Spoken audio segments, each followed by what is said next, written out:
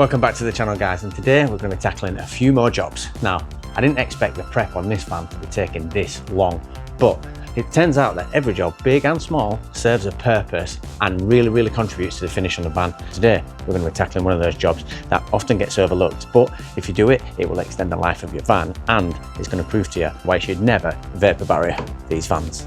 I'm Lou, this is Sal, and this is our van, Brian. And even though we've got zero skills, we're still going to convert this into our dream adventure camper, so we can move in it and go travelling forever.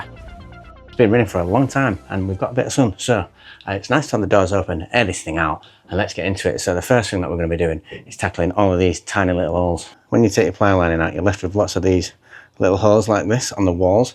Now you'll have seen when we did the floor how many holes there was on the floor, but there's quite a few dotted around the side of the van. Now what I'm going to do with these is slightly different. So the plan is I'm just going to bash them down with a hammer to get them flat, go over them with a bit of sandpaper, and then just get a bit of primer on there or a bit of rust paint, just so that those things are smooth, rust protected, and ready to accept a carpet without any horrible blemishes. Because remember, one of the key principles of the van was we don't want it to look DIY, so all these little bits of prep are going to add to that cause.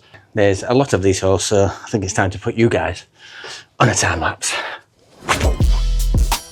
If you've been following the build, you'll notice that I've started the sound deadening. There's still a bit left to do, and that'll be in another video. Actually, it didn't take that long to get that side done, so we're going to tackle this other side, and then we'll get onto the primer.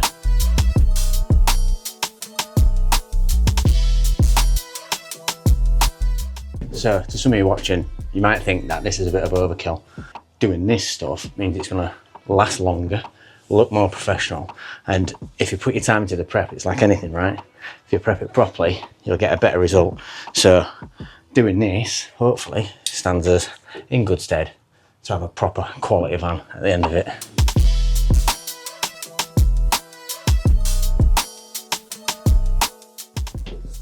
Okay, so the next step, as always, is the cleaning alcohol over all of those spots, ready to accept the primer onto our beautiful clean surface. Now, time to go over with a bit of the old Hammerite, the old favourite. And to apply it, I'm going to use one of these teddy bear's testicles. Heard that on another channel, and that's all they are now. That is a teddy bear's testicle. And you can see it's like a little dauber. Dauber, is that a word? I think it is now. But it's ideal for these little jobs like this. It gets right inside the little hole.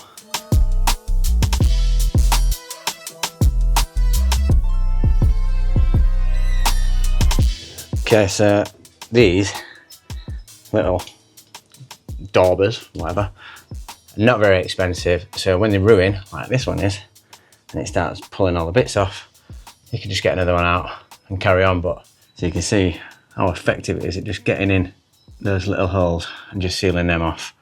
And then any other little bits of metal what we've got showing. This is the last bit of the holes. Now we'll be on to the next job. Job number 1 down. So we're going to move on to the next one, which is around these sills. Down in these holes is rubber bungs at the bottom, which you can see from the outside. Now inside there gathers up a load of crap. I've seen horror stories of van conversions when they've not done the sills, so I'm super paranoid about these bits, so I'm giving them a right good clean out. The last thing we want is rusty sills ruining all the hard work that we're putting into this van.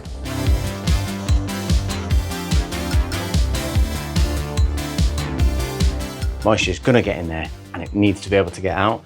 And once you put your walls on, you're not getting back in there.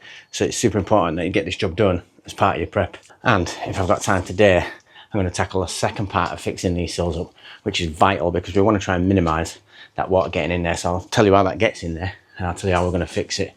But this sun's not gonna last forever, so I better crack on.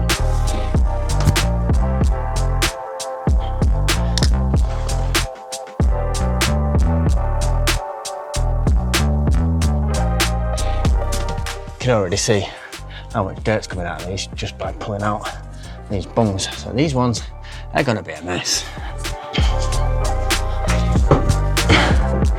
Okay, so time to get on the wire brush again.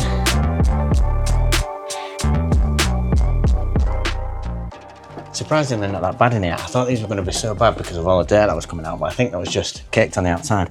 Not as bad as you might think. Okay, so the next bit about sorting these sills out is getting right down behind these wheel arches, right down into that corner, and just make sure that it's nice and clean, because where that joins to the bodywork is often a place where water gets through. Right, let's get these bungs back in. This side. And like I said, it's important not to seal these up, these bungs, because you need to be able to get some ventilation. And at some point in the future, we're going to be popping these off so that I can get in there and seal them off around the trim clips. What I'm going to use in the sills is this stuff. It's the stuff that I used under the body to just block off and seal where the little holes from the JB Weld were. So this stuff is pretty messy. Get some gloves and just proper blather it in. Well, that's the plan anyway. I'm sure somebody will jump in the comments and tell me if I'm doing it wrong.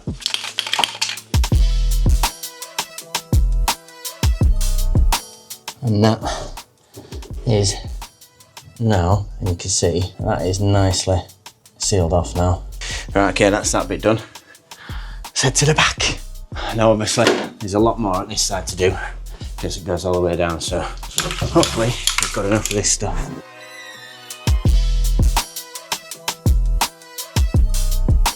Now I just need to get right down in the back of these arches. So let's get on with that. It's a bit harder.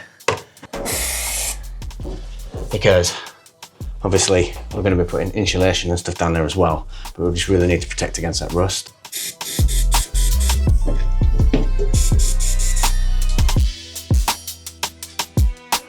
That is stage 1 of the sills being protected. Now we're going to have to tackle stage 2, which gets a little bit messy. So down here, under these arches, is the next bit that we need to tackle, because that is where the water's getting in. Under here, where the bodywork meets the wheel arch, is a seam, and that is not sealed. So along here is where the seam is. You can probably just see it on the camera, but we need to stop water getting in there, because what happens is, driving down the road, the water gets caught up in the tyre, pushes it up into the air, goes into those seams, and then you end up with water in your sills, which is why you absolutely cannot have a vapour barrier on these vans. So I'm going to seal this up as best I can, and as I said before, I'm going to pop these trims off in a future video and just seal off all the trim clips, just to do my best to try and keep the water out of there, but you will never keep it out 100%. It's a van, so it's going to get wet. There's not a lot we can do about it. So let's clean these wheel arches out, ready to take some of the seam seal. This is horrible. Dusty. But now I can feel that nicely. So we'll go over to the other side and sort that out. Right, let's sort this out. Need a mask on for this. So that is those seams nice and cleaned up. Got some isopropyl alcohol on there, give it a good clean along there, and we're going to go and get the stuff that is going to seal that up. So what we're going to use is this Pro Series S115 auto seal seam sealer. Got this from Amazon, it was about 20 quid, it got the best reviews. And this little brush here, this little brush is reaching the end of its life because this stuff is going to ruin the brush, but protect the van. So well worth the 20 quid and the brush. Yes, I've got crap on my face again. Yeah, I mean, that writing's tiny. I can't read them instructions, so I'm just going to wing it. As usual. Let's get this lid off. Sticky, look at that. Well, let's give this a go then. And do you need to put a lot of this on or not? I'm not really sure, but we're gonna get it on there. Probably should have a mask on with this, it's a bit smelly. Not gonna lie, quite like it. Problem is I don't know if I'm getting it on because I can't see. Right, you're gonna have to go under and have a look for me because I can't see.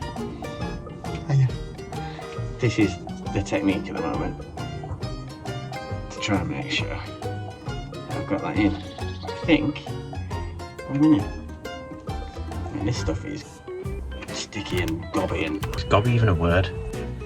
This would have been easier taking the wheels off, but my driveway is not level, and I've only got the little jack that comes with the van, not a trolley jack.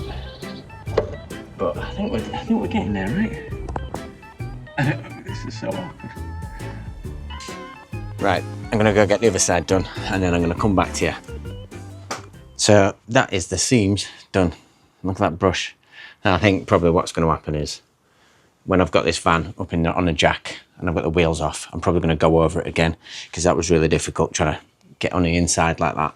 So I don't know if I've actually got a good coverage. I think I'll be able to check when it's gone off a bit and I can run my finger around, but yeah, a job worth doing. And you get it now right, why you don't want a vapor barrier, these vans, because that water's just getting in there and it's all over really, because you can't stop it. And then once you put a vapor barrier on, it can't escape because you'll be bunging up all the stuff, you'll be stopping the water getting out, and then you've just got a recipe for rust, right? And rust is the enemy.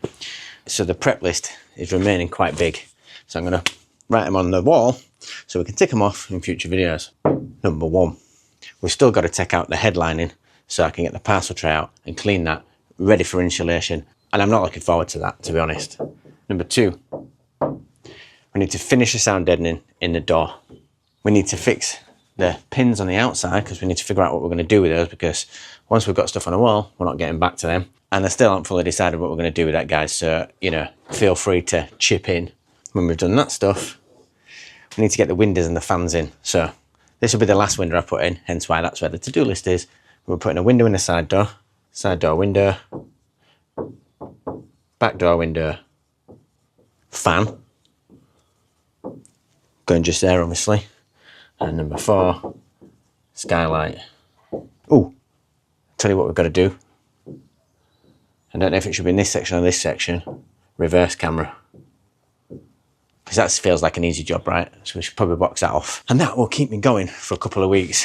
So in one of the videos coming up, we'll be doing some of that.